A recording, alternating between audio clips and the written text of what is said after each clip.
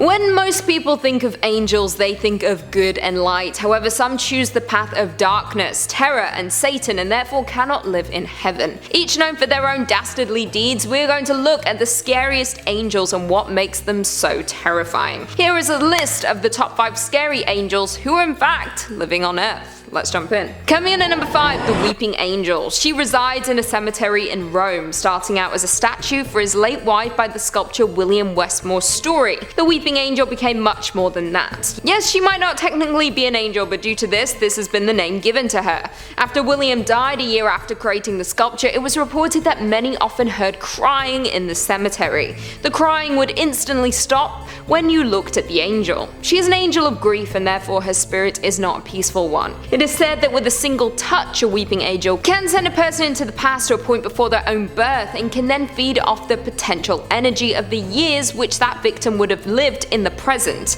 If you think you have come across the weeping angel, make sure not to blink. If you look at her, she is harmless, but looking away may be deadly. Coming in at number 4, we have Lucifer. So impressed with his own beauty, intelligence, and power, Lucifer wanted to possess all the power of God. His greed led to him being banished from heaven. He became the Lord of Hell, but he did not choose to stay there. It is said that Lucifer chose to walk to earth, spreading his greed. He is said to bring out the worst in humanity and takes many forms to do this. Many people on earth worship Lucifer. It is said that if you make an offering to him that includes suffering to others, he will reward you with whatever it is you seek. We can see many examples of this in history, including the Manson family.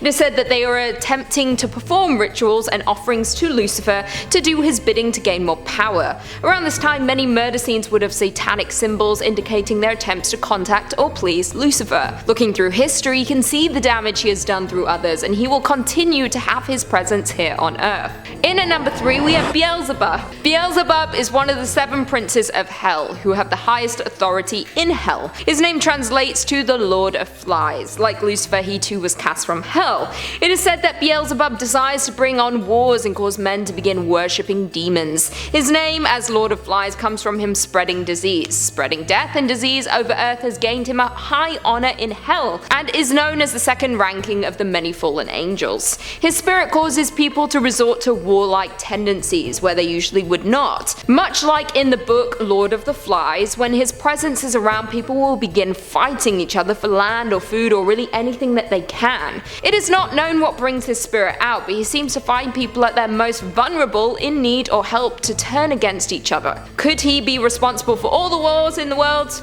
We may never know. In at number 2, we have Azrael. Azrael is more commonly known as the Angel of Death. Arguably the most important of all the angels on earth, but also the most terrifying. One of 4 archangels, he is responsible for separating people's souls from their mortal form. Most people will only ever meet Azrael once in their lifetime, but others may not be so lucky. It is said that when you're next on his list, he will follow you like a shadow until your time has ended. If you somehow evade him, he will begin to hunt you down to carry out his task. There are people who believe they can communicate with and see Azrael. There are those like the late Greta Alexander who claims they were able to communicate with the Angel of Death, leading to the discovery of bodies from closed police files that otherwise would never have been found. Others turn to Ouija boards to attempt to contact the angels, something that I would not recommend, with many films showing how this can go very, very wrong. Hard facts right there. And last but definitely not least, we have Moloch. Moloch is also a fallen angel here on Earth. Any mention of Moloch is highly condemned due to its terrifying nature. From what we do know about Moloch, they are a being that demands or requires a very costly sacrifice, and that sacrifice is a person's soul.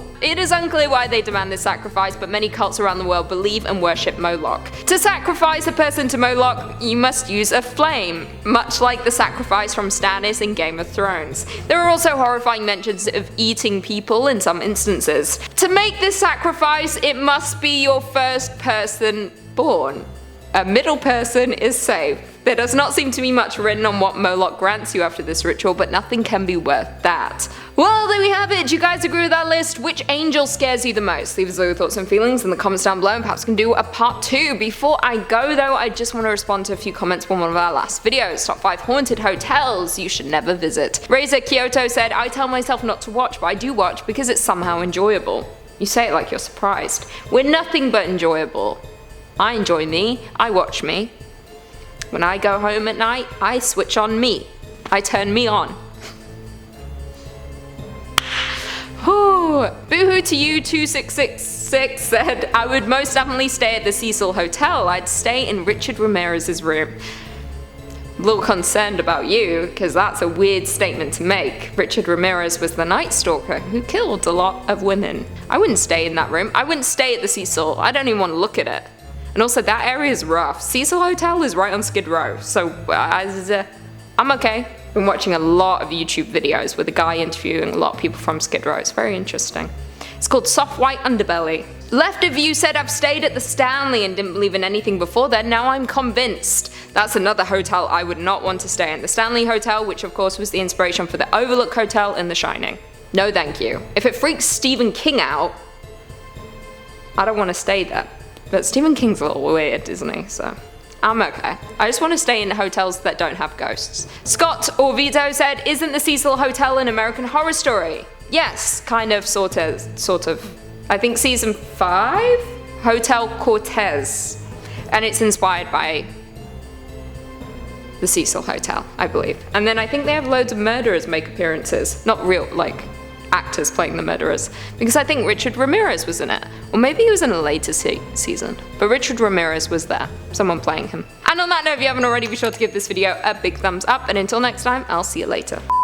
Have I filmed this video? No. I'm shedding. She was also depicted in my least favorite show of all time, Doctor Who. And everyone's getting their knives out. The Doctor Who fan base is scary. But I watched that episode because Carrie Mulligan was in it, and I like Carrie Mulligan. Although she's married to a man from Mumford and Sons. So it makes me hate her a little bit. Well, one of the sons from Mumford and Sons left. He wasn't a son, he was just in the band. But it's like Mumford and Son now, singular. Like, I tweeted that once and I got really I got angry responses where I was like, imagine your favorite band being Mumford and Sons. This is just a shame. So much shame. I hate Mumford and Sons. People should be praying to me. I'm Lucifer. I'm walking the earth. Who sings that? I will wait for you. That's not Mumford and Sons. It is? Is that the song then? Right? That's the only song I know. Peasants. My hand hurts like I might have a splinter. I've got Good Charlotte song stuck in my head. Baptized in the river, I've seen a vision. That, I was obsessed with that song. I was obsessed with it when it first came out. Before like TV, you could rewind. You know, you had to just like watch the channel and hope it replayed. Oh, it was on like, I remember I was in the UK, sat on my living room floor watching like Sky Music, and then it would just be a channel for all the music videos, and they'd play on repeat, and I would hope that, I was like, come on, give me River by Good Charlotte again, so I can fall in love with Benji Madden again. What a hottie. Not anymore. You're Moloch. You don't like Moloch? I think I've heard Moloch, but... You know this demon? Angel? Actually, I think Moloch. It's Moloch. Satan. But you said children up there. I know, but it... You already said it. I mean... Okay, Chris. To make this sacrifice, it must be your... It must be your first person. Does that make sense? They're gonna hate me. Outro. Huh.